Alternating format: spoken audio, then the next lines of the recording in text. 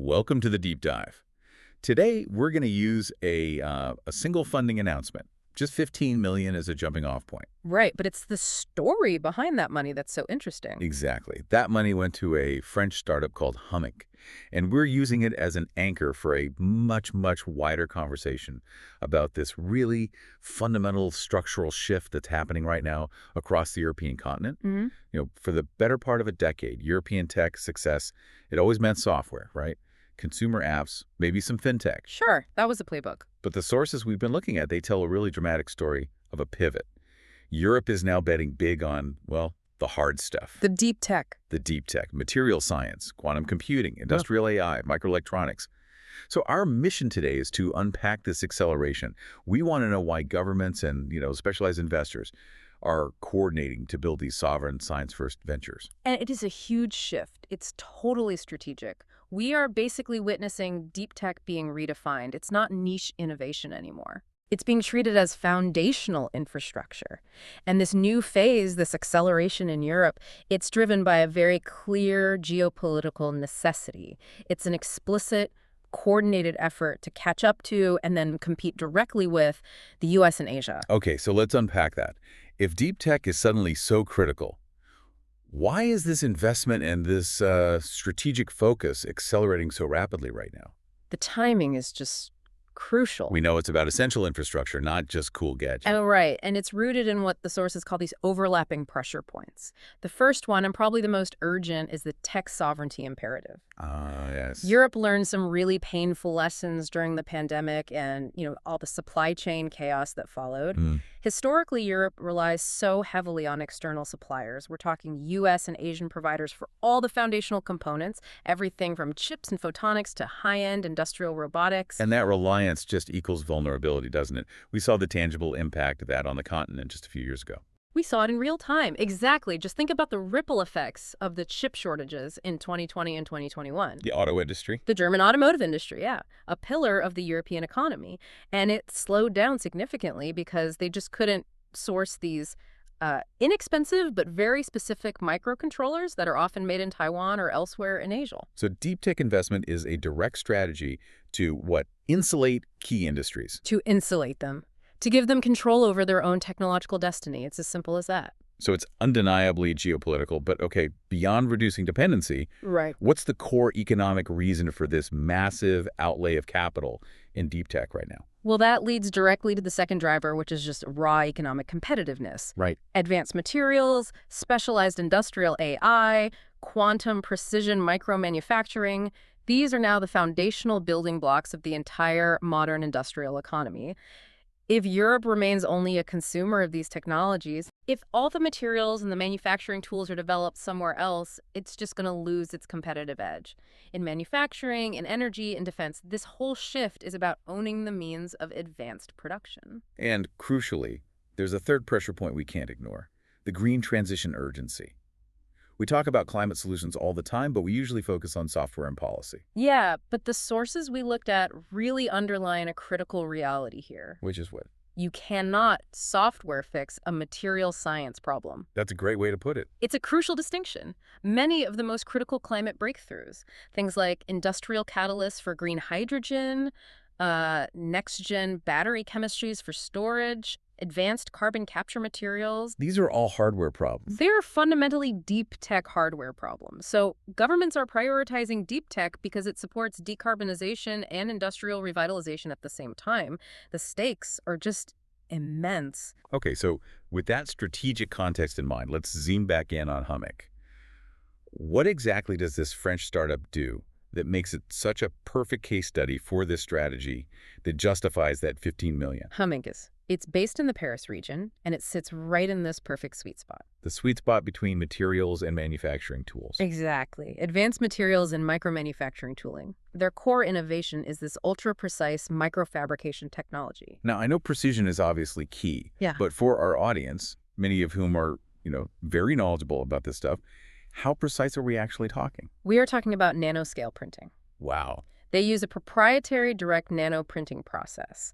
This lets them define features that are below 100 nanometers. It's highly technical, but what they're essentially doing is bridging a gap. A gap between what? Between traditional really expensive high-volume lithography, which is kind of like stamping and highly specialized additive manufacturing, or 3D printing. They're printing impossibly tiny components with extreme accuracy, but at a high throughput. And that capability has some pretty immediate, tangible economic benefits mentioned in the research, doesn't it? Oh, absolutely. Their process delivers two major benefits that just sing to that sovereignty goal. First, drastically reduced material waste, which is huge when you're dealing with expensive specialty materials. Sure. And second, cheaper production of key components, things like advanced sensors, specialized chips, next-gen micro-LEDs. Some sources were indicating that for certain components, this process could cut manufacturing costs by 30 or even 40%. That's market disruption. That's huge. So if we connect that, the cost reduction and the precision, to the bigger picture, this 15 million round shows some serious strategic investor confidence, not just in any company, but in hardware-heavy, science-first companies that solve tooling problems. Precisely. And that makes the funding inherently strategic. It directly supports Europe's ambition to build sovereign semiconductor and photonics capabilities. It's vital. It's absolutely vital, especially with the explosion in global chip demand because of AI workloads. AI doesn't just need raw compute power, it needs highly specialized sensors and optical components to work efficiently. Hummink helps build the tools to make those things. I think I get the analogy now. They are an enabler. They're not building the final smartphone. They're building the specialized tools that allow someone else to build the components inside the smartphone. And that is where the analogy to ASML becomes so potent. ASML has a near monopoly on EUV lithography, right? The machine you absolutely need to etch the smallest features onto modern silicon. Hummink is kind of aiming for a similar strategic position, but in this new domain of direct nanoprinting. So they're securing the means of production itself. Exactly. They are providing these specialized manufacturing capabilities that let everyone else scale up. And this is where it gets really interesting, because Hummink isn't happening in a vacuum. This deep tech push, it's not just a bunch of VCs making individual bets. No. It's a coordinated, a truly continental effort. We really need to look at the massive supporting structure that's being built here. The coordination is the whole story. The investment risk and the long timelines for deep tech, they just can't be handled by traditional venture capital alone. It's too slow, too risky. It breaks the model. It completely breaks the model. It requires massive public backing to de-risk that whole scientific commercialization cycle. And this is where we get the alphabet soup of EU funding mechanisms, which, can be a little hard to track. What are the key instruments? Well, the public backing is strategically layered. First, you've got the European Innovation Council, the EIC. It has over 10 billion dedicated specifically to high-risk, high-impact deep tech ventures. And they do blended financing, right? Part grant, part equity. Exactly. Then you have the big visible signal, the EU CHIPS Act, that's 43 billion dedicated to semiconductor sovereignty, covering everything from fundamental research all the way up to large-scale fab plants. And what about the programs designed for cross-border collaboration? Those are the IPCEI programs. It stands for Important Projects of Common European Interest. Sounds bureaucratic. It sounds bureaucratic, but the mechanism is crucial. It's how member states are allowed to jointly finance these huge initiatives across borders in areas like hydrogen, quantum, microelectronics. It lets them bypass some of the normal state aid rules because the projects are seen as vital for the whole EU. So that public money underwrites the early, riskiest stages. And that's essential for crowding in the private capital later on. Okay, so we have the money. But hard tech, it really relies on scientific talent. Yeah. Where does that talent come from? How is it being funneled into actual commercial ventures? That brings us to the second pillar, the strong university industry pipelines. European universities are rapidly moving away from being research-only institutions. They're becoming commercial engines. They're launching IP acceleration programs, deep tech incubators, all designed specifically to help professors and PhD students commercialize their patents and research, not just, publish another paper. We hear about the big hubs, Germany, France, but the sources we saw highlighted the Nordic region as a really stunning example of this momentum. Finland is a phenomenal case study. It's a country that has effectively built a system where universities, government research bodies, and specialized VCs all work seamlessly together. Right. Finland alone has fostered something like 4,200 startups and 15 unicorns, deploying $1.5 billion in VC recently, and a huge number of those are in hard tech quantum, advanced sensors, climate deep tech. It just shows the model works when the pipeline is truly optimized. But that requires very specialized investors, which is our third pillar here. Yeah. Patient capital. Yes. If a hardware development cycle is 7 to 12 years, that completely shatters the mold for a typical 3 to 5 year VC exit strategy. It demands a completely different breed of investor, and we are seeing this wave of specialist funds emerging, explicitly targeting sectors like photonics, biomanufacturing, clean tech. These funds, they're structured with longer time horizons. They're staffed by people who actually understand the technical and industrial ramp-up required for hardware. They're not looking for a quick app flip. Not at all. They're looking for a foundational piece of future industrial infrastructure. So if we accept that premise, that the scale is national and the timeline is a decade, why isn't the whole continent just trying to build the same thing? And that's the beautiful part, the resilience piece. This is the fourth pillar, sector differentiation. Europe is leveraging existing regional strengths instead of aiming for uniformity. So Hummink fits perfectly into the French focus. Perfectly. France excels in advanced materials, micro-manufacturing, quantum.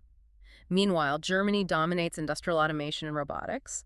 The Nordics specialize in quantum and climate tech. The UK is strong in bioengineering. Switzerland leads in precision engineering. It avoids overlap and creates a robust continent-wide supply network. Exactly. So if Humming is the data point, then the structural shift is the headline, which raises a really important question. What global economic patterns does this intense new focus reflect? Well, the research points to 4 critical patterns that are defining this new era. First, and this was the most simple, investors are funding infrastructure layer technologies.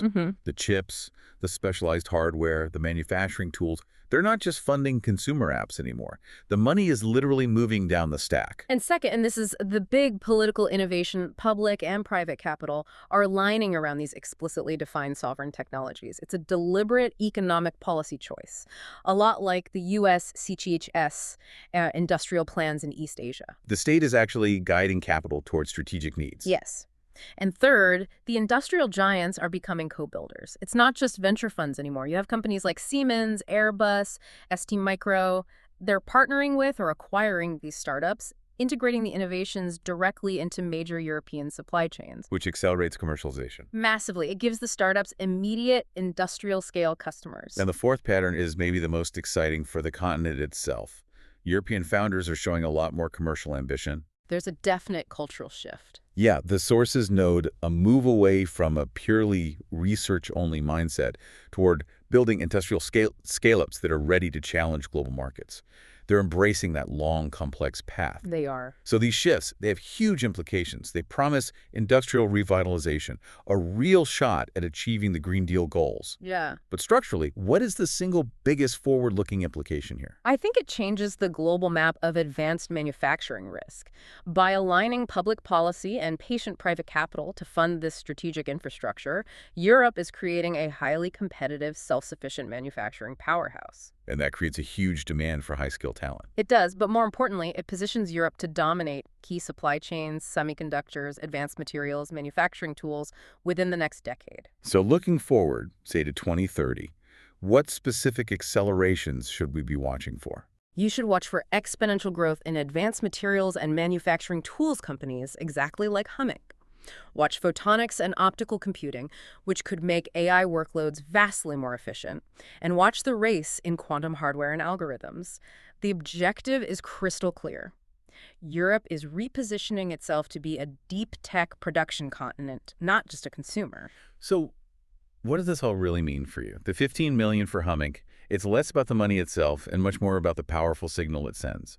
Europe has successfully built the roadmap, the funding mechanisms, and the university-to-industry pipeline it needs to accelerate its strategic deep tech agenda. It's all driven by world-class research and, as we said, geopolitical urgency. Yeah. And that alignment, public policy, institutional research, and patient private capital, all targeting infrastructure tech, it positions these European deep tech startups to become indispensable players in global supply chains for decades. So the provocative thought for you to mull over is this.